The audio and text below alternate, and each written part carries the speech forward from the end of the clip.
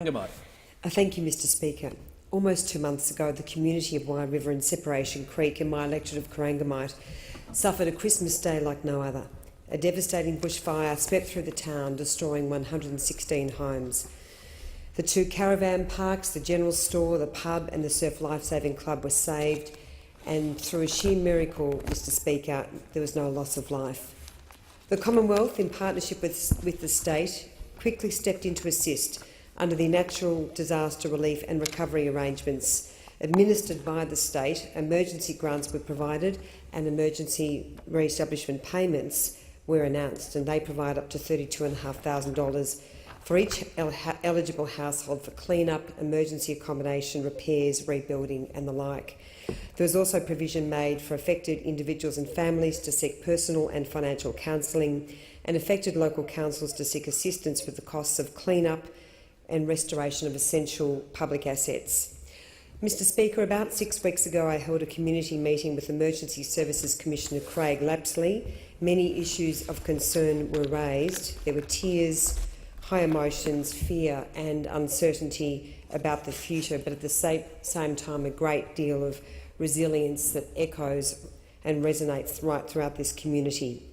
The Victorian Government then announced a Community Recovery Fund. There was funding for a one-stop shop to assist with rebuilding and planning, funding for water infrastructure, marketing for tourism, and that will build on the assistance that's being provided jointly by the state and by the Commonwealth. Last week I visited Wye River and Separation Creek again to mark the commencement of construction of a new Separation Creek bridge, a $4 million investment under our $50 million Great Ocean Road upgrade, so there was great celebration for that, Mr Speaker. I also held another community meeting, and it's with some regret that I raise a number of concerns about the natural disaster recovery process. Some residents have had difficulty accessing a certificate to say their house has been burned down, which they need for insurance purposes, and to date only one family who lost their home has been able to access an emergency re-establishment grant.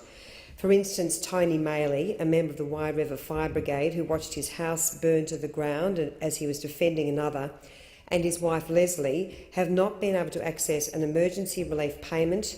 I wrote to the Victorian Emergency Services Minister Jane Garrett a number of weeks ago on their behalf, making representations that the criteria should be changed because it's based on income earned last year, and the Maleys are not able to earn any income at the moment, of course. They have no income, they have no house. Tony Maley, a builder, has no tools. Leslie's got no equipment to clean. I haven't received a response, but very disappointing, the Maleys still don't know whether they can access any financial help. There's no central website for communications, and the one-stop shop bringing together all the services that are needed for rebuilding and planning has been established in Melbourne, but not in Wye River or Apollo Bay, and that's a big issue. A welfare officer and a counsellor are desperately needed in this community, but that's not been provided, and there's also been no help for small businesses.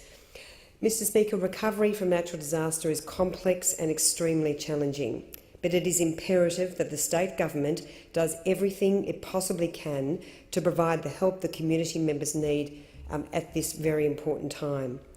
There are, for instance, many people struggling with insurance claims, feeling alone and lost. And it's devastating to hear that Cheryl Smith, who lost everything in the fire, her house, all of her goods, her business, has just had her insurance claim knocked back by Amy.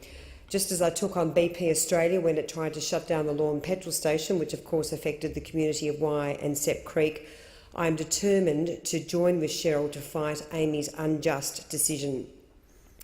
In Christchurch, New Zealand, residents 5 years on are still battling insurance companies. This cannot happen in Wye River and Separation Creek. I believe we need to think outside the square, and the state needs to establish some sort of fast-tracking process and authority to deal with all of these issues as quickly as possible. Mr Speaker, the community needs much more help. I've already announced my determination to fight for more funding for the Great Ocean Road and tourism infrastructure. They need more help with better communications, and Paddy's Path also needs some funding. This is a path between Separation Creek and Wye. I'm determined to stand with this community and continue to support them every step of the way. Thank you, Mr Speaker.